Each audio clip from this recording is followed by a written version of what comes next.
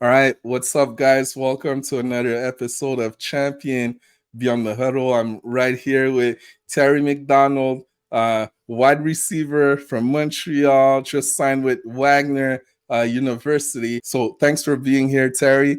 Glad that you're here.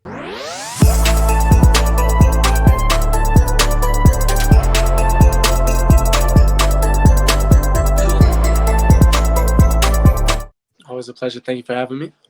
All right, man. So let's just start from the beginning. All right. So how did football start for you exactly?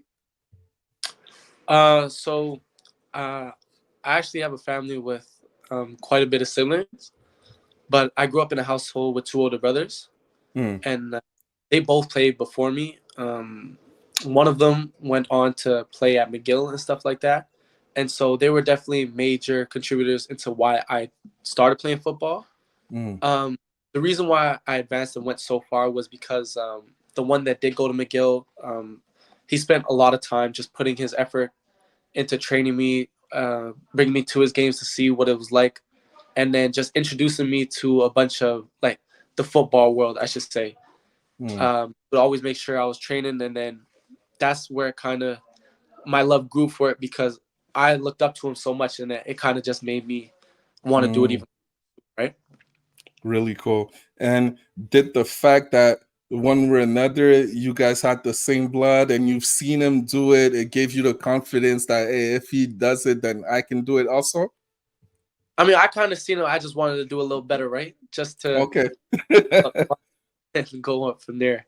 Okay, perfect. And did you play any other sports growing up aside from football? I mean, I played every other sport, being hockey, soccer, basketball, track and field. Other than that, I mean, I never touched lacrosse or nothing, but yeah, I played a couple sports. Okay, cool. And do you feel like any of these sports help you transition into football? Did you pick some things here and there that you brought into your game? I would say basketball, 100%. Although I'm not really into basketball that much, Mm, uh, I would say being in high school, there's always talks about people who say, basketball helps correlate to football so much in terms of for receivers like releases, vertical. It's like there's a lot of things that go into it. So I would say that it definitely helps. I think just being an athlete helps you play football better. mm, Just in that sense of not just being specific to one sport, just being versatile and mm. An overall athlete. yeah. Okay, really cool. And did you always play receiver or did you play any other positions growing up? So I played receiver my entire life, and special teams, but during my final year of high school, I actually played running back Okay. because it was just too difficult for the QB to get me the ball, and so it was just Mm, easier like the alignment, yeah. and then playing safety as well. So and then Okay.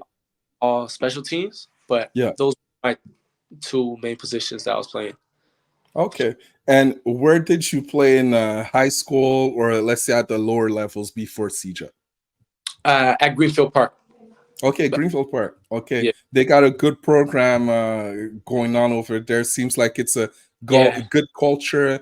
I know Jamil Springer is very yeah. involved over there. Did he ever coach you there? Uh, he did coach me. Yeah, in the last year, he was around a lot, and he kind of brought the atmosphere and the energy in that specific year. Because before he came, I didn't play the year before, and then he was coaching then, and then in that final year, that was when me and then another athlete, Jaheim Chambers, played there, and then that Mm, was the year where it all started at Greenfield Park. I would say. okay, okay. And what would you say is like the number one takeaway that you kept from your time at Greenfield Park that helped you transition into your next level into CJ ball? I would say it's a confidence thing. Mm, Just the next level, having that confidence in yourself to say, you know what, like I know who I am as a player and I know what I bring to the team, and just believing in yourself and saying, you know what, I belong here. And I mm, that's kind of just it guides you into it so well instead of you could be a great player, but if you have no confidence and you shy away from that opportunity, that's where it kind of holds you back, you know. And I think Mm. one thing that it honestly gave me that push that I needed. As you transition to college at the Division 1 level, definitely keep that mindset because you're gonna go through your first winter conditioning. You know, those early mornings, all of that stuff. I truly believe that, like, you can be as talented as you want, but if you don't believe in yourself, you know, you cannot reach your highest potential as a player. So definitely keep that confidence for sure, for sure. All right. Yeah, like even so I had my first year, my freshman year had just passed, and that was in itself a different experience too, right? Mm, But the spring camp alone was just it's an eye opener to say the least yeah. of American football. For sure, for sure. All right, so from Greenfield Park, you go to Vanier. I got the Vanier picture down there. You weren't too excited about the Vanier picture. I couldn't find another one. It's not my fault. But okay, you decide to go to Vanier. Did you think about any other programs? And if not, why Vanier? Exactly. So honestly, when I went into the program, I wanted to go to the States. And Mm, so that I wanted to put myself in the best position that would give me, the best stats, the best situation in order to propel myself into like a high program. yeah. And so break it down. I'm an English speaking um, athlete, Mm, so definitely have limited options in the Division mm, One in Quebec. Right, I'm not going yeah. to go in the area, and so it really came down to just Vanier and Lennoxville. Mm, But then Lennox was so far from my brother, and I didn't want to leave him. mm, But then I sat down with Coach Pete and Coach Joe. It was just I I I sided with their attitudes a little more, and I liked how they ran things. And I mean, I'm so thankful because I met so much great people. Even the quarterback, mm, like it's just an experience I'll never forget. And I'm so grateful for all the coaches over there that mm. helped me. What's your greatest memory at Vanya, and what's maybe the biggest challenge that you faced at Vanya also? My greatest memory would Mm, probably be when we were playing CVM my second year, mm, and for I think we were down either 2 touchdowns or something like that. And I was playing with Eloa Latondres at the time, mm, and I remember I wasn't having the best game, but the I looked at him and like he just gave me a look. He was like, "It's go time. Like mm, there's no ball in the pass. It's like it's now or never. This is what we're gonna do." mm, And it was as soon as we got out there, I caught, I think it was a slant for about like 70 yards or something like that. And then we ended up winning the game. And it was like the first time that Vanier had beat CBM in a long time. So it was just a big thing. But just the comeback, it was just a surreal moment. And that's probably up there with the Bull Door as well. wow. Those two are my biggest moments. That's the big rivalry. Definitely, I played at CVM, but my older brother used to play at Vanier before that. And I remember one time we were about to play Vanier, and I brought a Vanier T-shirt in the locker room. The guys just burnt the T-shirt, literally. You know, it took like a minute, so it's a serious rivalry. So it's cool that you got to experience that for sure. And now, if we go, let's say, to the biggest challenge, let's say that you face that helped you grow not only as a player but maybe as a person throughout that journey. It would probably be in my last year at Vanier, and just having to embrace the captain role more because I was so Mm, used to years prior. I had Eloa and I had Nicholas Senecal, where these guys were there, and it's like there's a lot more people that are yeah. speaking, and I feel as though the last year there was less of that, and so just a Mm, step more to be there, especially for the younger players coming in, making it, and just having a working team. You need that. You need the communication working through, right? And mm, so that really just showed me the different parts of being part of a team, especially being Mm. the lead at that time. You know, the thing about football, I don't know if you see it the same way, but the way I see it, okay, it's one of those sports where you could have all the talent in the world, right? You could have all the talent that you want on the roster, but if there's no real team spirit, if people aren't playing together on a given night, those teams can be beat, And as I talk to a lot of college coaches over the years, a lot of my former teammates who are now college coaches also, they never take it for granted when they recruit a player who had the captain tag, wherever they were, because it actually means a lot. So what have you learned deeper than what you said, just about being a captain, about taking on that role, and how much it matters, let's say in football? Well, yeah, I agree 100%. I feel as though if everyone's not moving in the same motion, then you're stagnant. You're not going nowhere. Mm, And mm, you if you read books and all of that all the time, you'll see people say you're only as strong as your weakest link. mm, And so one person is dragging down another person, that's dragging down the whole team. yeah. And so uh I would say that yeah, just to repeat your question, sorry. In the sense So of basically just the importance just of taking on leadership, on a football team, and how much it matters whether you're a captain or not. I believe it strengthens a football team when you have a lot of leaders, on different yeah. levels, and if you can help contribute to that, you create a culture, right? And for me, culture is as important as talent in this game, because we see a lot of talented teams not necessarily fulfilling their full potential because they don't necessarily have this culture of excellence around it, right? So that was really the question. So maybe what have you learned just from being a captain and taking on that expanded role just to kind of bring the team together? Yeah. Okay. I would say that the most important thing is just accountability, right? When more people are Mm, speaking up, more people hold each other, like you said, to the same standard. yeah. I feel like, and the culture starts getting in, and when Mm, everyone starts liking, everyone starts moving, and appreciating each other in that same likeness. That's mm, when things forward.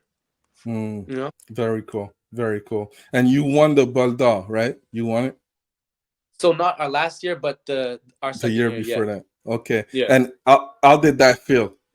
After like that whole season, ups and down, how did that feel? So for us coming in, it was we already had an outstanding team, and the year prior was when there was COVID, so Mm, we no one got to play, and yeah. so from the very beginning, like everyone was eager to play. Um, we came from a loss to who did we lose to at the beginning? It might have been CVM that we lost to at Mm, the beginning because we had no players. Then that loss actually got forfeited, and we turned it into a win, and our only real loss was to Saint Jean. So mm, other than that, but we had one loss, and just from the beginning, I mean, it was just a year to remember all around. It was just mm. it was just something spectacular, and I know that I don't think I'll ever forget that moment. But it was just so Nice. special. The team chemistry was, the practices all year were fun. Even at the end of the year when it's freezing outside, you don't want to be Mm, practicing. Just when you're with a certain group of guys, nothing else matters. And I yeah. feel like just like when you have that environment, when you have that energy, it's unmatched. Mm, really cool. And you briefly talked about those COVID years, when football was just out of the picture, right? And I keep saying it, but it's really interesting when I talk to athletes. I could tell the ones who are really rising up, they're the ones who kind of took this opportunity to find a way, some way, somehow to get better, while you had other ones that this whole situation was really tough on them, of course, but it was breaking them down. So obviously, if you could talk to us about like your COVID years, how you approach them, who was in your corner to kind of keep you having a level head, keep you on the straight path, and how did all went down for you? So me, I was living with my older brother at the time. Mm, So having no school, and because I couldn't work, because of COVID, uh, basically my only mindset was just to train as much as I could. And good. so we would start by our morning workout. We would do a bunch of calisthenics because there was no gym, and Mm, we would work out before he had work, and before I would either do a little study or something like that. We would start the day by working out, and then immediately, because I had so much free time, I was just going to the field. mm, And so every day I would just try, because I had so much time, just to work out more and more and more and more. And I had, I thank God, but I had a brother like Jaheim Chambers who was beside me, and I would call him and say, "Hey, let's work out today," and yeah. we would just go field. And so, especially having someone like that and another athlete, and someone who's trying to do the same things, it's like Mm, we just other kind of just to motivate each other and just work more. yeah. Okay. Really cool. So when did it become real? Your goal is always to potentially go play Division 1 football, right? When did that start becoming real for you? What clicked that, oh, this can actually happen, and here's what I need to do now? Um, So I believe that it could always happen, even from high school. Mm, So I never really thought that it was impossible. I didn't know how I was gonna do it. I didn't mm, know when it would happen. But I'm a firm believer in God, and I prayed every day that mm, I have the opportunity just to, one day see what an American football field is and to play it. yeah, Um, but after my second year of Vanier, so the year after COVID, after a season, we did go to the United States and go to camps mm, in the New York area, and I think it was then when me, Jaheim, and Michael uh, all took a car. We went down and we went to one of the bigger schools, like I think they call it the mega camps, yeah, and so there's thousands of kids there. yeah, But when you have a great camp and you do those times, because I remember we were already really good times mm, putting up, and then you obviously have the one-on-ones. yeah, When you take those one-on-ones and you see the American talent, and you're right there with them, and you're beating mm, them, and you're outshining a lot of the competition. It's like, okay, it's real, it's mm, possible, you can do it. This is no different than the game you play back home. It's just yeah, at a bigger scale over there. I yeah, feel like that I was like, this is what I need to do, and mm, by any this is what I'm gonna get done. mm. And that's kind of what we told ourselves, and that's how we made it happen. Nice. Talk to us about these camps a little bit, because I brought a couple athletes over the year to some of these camps, and mentally the main thing that I was telling them is just to be ready mentally. Yeah, You're out there, it's a business trip. If you're all smiling, if you're all giggling, guys are taking your reps. I mean, I yeah, mean they're and out there for an opportunity. So if you could talk to us about your experience showing up to these camps for the first time, and what was your mindset, or something crazy yeah. that happened. Um, so ours, we were kind of going, we were going hard in the sense of like we were going to every camp we could for about 2 months straight. I think we went to Mm, about 10 camps. Um, and like I said, I thank God for the people that I had in my corner because I had Jaheim Chambers, I had Michael Udo, and these are mm, guys like we all lived together at one point when we played at mm, Vanier. And at one point, we were even sleeping in cars mm, because we had the money to go in the hotels. So for mm, us, it was always, this is what we have to do. It's not for fun. It's not to go sightsee. We're not here to go and look around at everything. So for us, it was super serious at mm, every camp. And I mean, I don't really remember one camp because they were all, like I said, we did pretty good in all of them. I know in mm, the camps, we had went receiver and DB at every single Mm. one. Like we were taking every rep. And Yeah. so at one, I remember when we went to Eastern Michigan, that's a bigger camp, so a lot of Mm. people. But because me and Jaheim are both receivers, after one would finish a rep, I would go behind him automatically. So Wow. by the time that we're just taking back to back reps, Hmm. and because we're beating everybody, no one's gonna go and take that rep because they want to see what's going on. Yeah. By the time every time we were taking rep, it's like, oh, the Canadian boy's going up, and Mm. then we started calling people out, and then you tell, oh, you look the coach, watch this rep, like, okay, that's your boy, watch this, and Mm. then kind of just, and then after every camp, it was more and more because obviously our confidence is getting up there, and then that's pretty much how we were flowing off of it. Wow.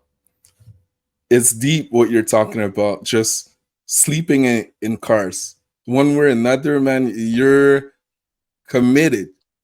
Committed. When you decided, I mean, some way, somehow, I'm gonna make this thing happen, no matter what.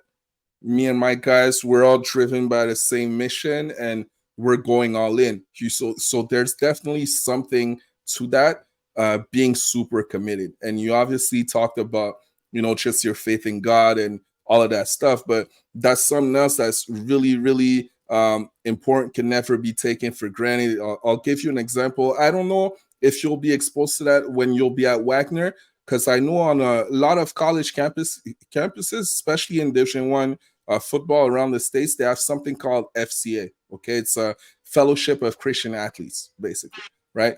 So Okay. it's like top Division 1 athletes for a bunch of from a lot of different sports, or Christian, basically. And I remember back when I was in Colorado, they used to tell me about something. They called it Audience of One, and what that meant is that no matter who's in the crowd, no matter what happens, always remember, I mean, you're playing for one person. One person watches, and when you focus on that and it's God, man, you have that extra sprint when you have nothing else to give, man. You give your 100% for that Yeah. extra sprint in training, everything. And I was just so impressed how, like, these Christian athletes were like such great leaders, pushing each other, all of that stuff. Because my roommate in college, he's a pastor now, but back when I was in college, he used to always tell me, "Hey, come to our groups." And I was like, "Oh, you guys are like weird Christians, whatever. I'm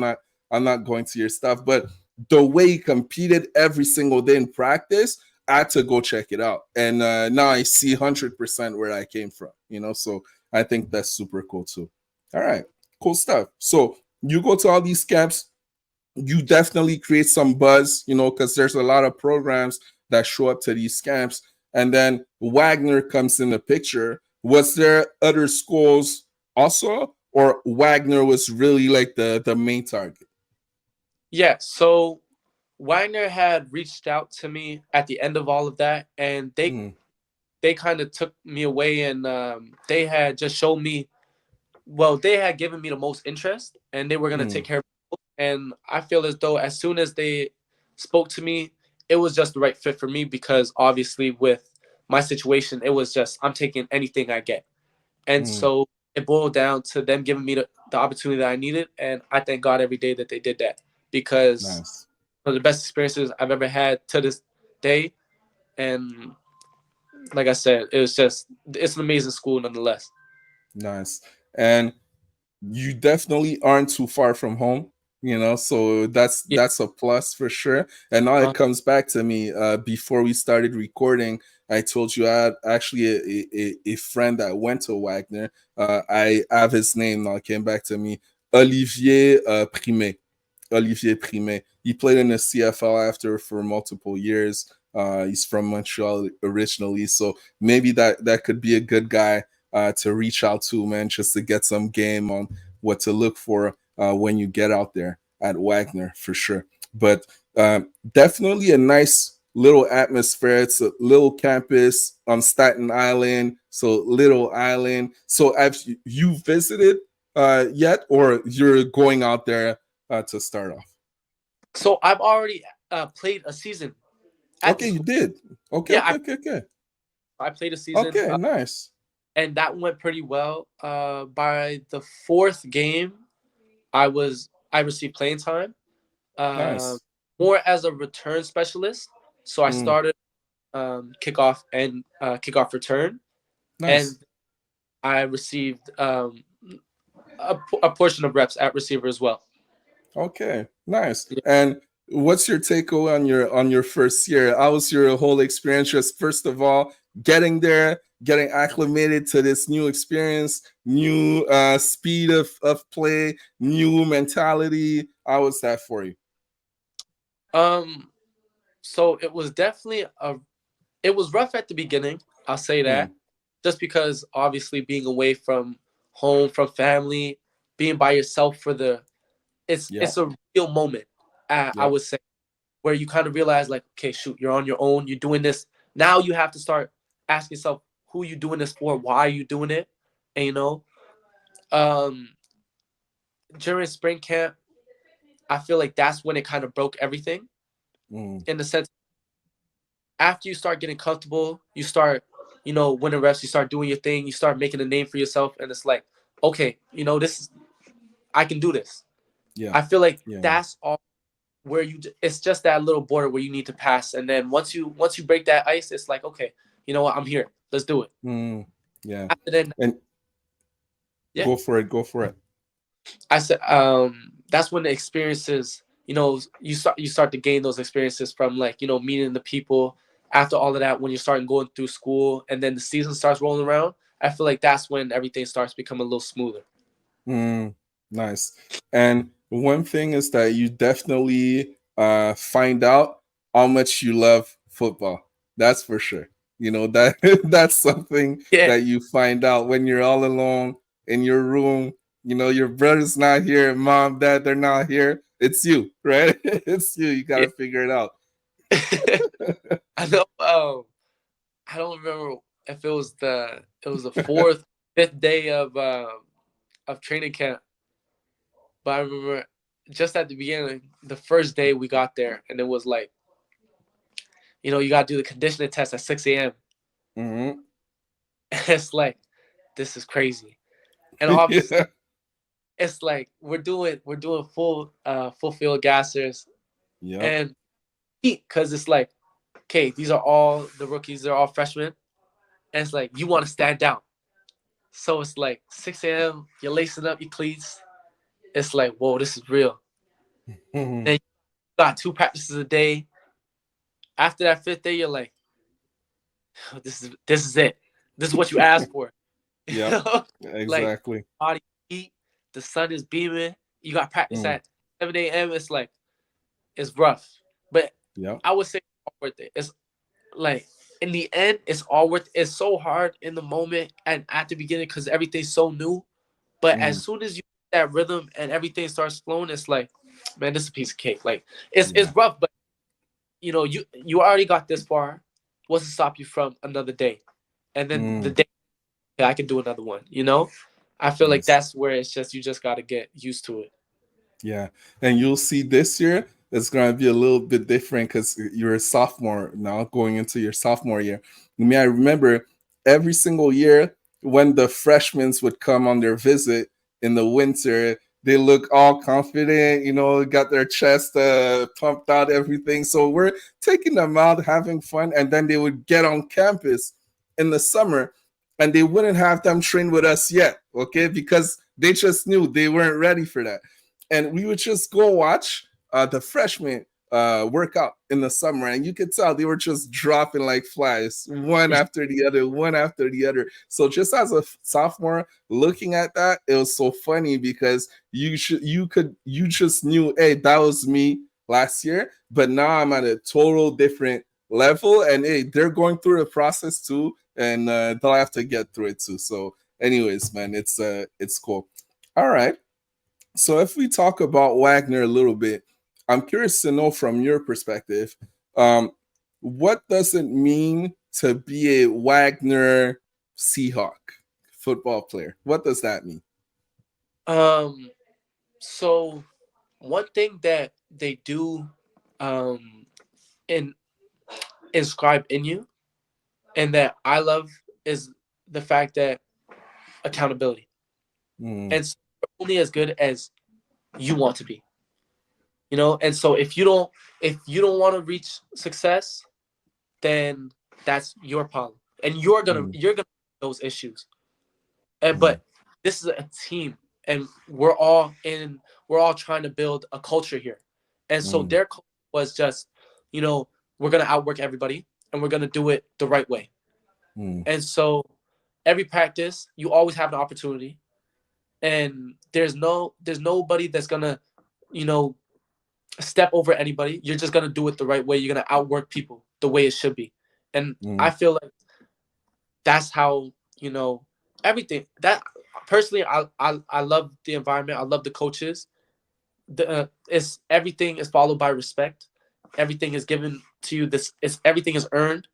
And so I just think that the what they have over there and what we have at Wagner is just something special, to say the Nice. least. Very cool. And if you had a message for any athlete back home who's obviously looking at your journey and feels inspired by what you've been able to accomplish, they think about, how committed you were, sleeping in cars, going to camp A, camp B, all of this stuff, but not taking no for an answer. To reach your destination ultimately. And let's be honest, you're just getting started, right? There's so much more ahead of you still. If you had a message for them, whatever they're trying to achieve, okay, I just know that from being a coach, I just know they want to be great. It's important for any football player who really loves the game that they want to achieve greatness, no matter what that means. Is it on the football field? Is it in life? What message would you have for them? I would say if you're serious about anything you want to do, you can accomplish it, but Mm, understand it's gonna have to come by any means necessary. And so when I said I was gonna do it, I said I'm gonna do it.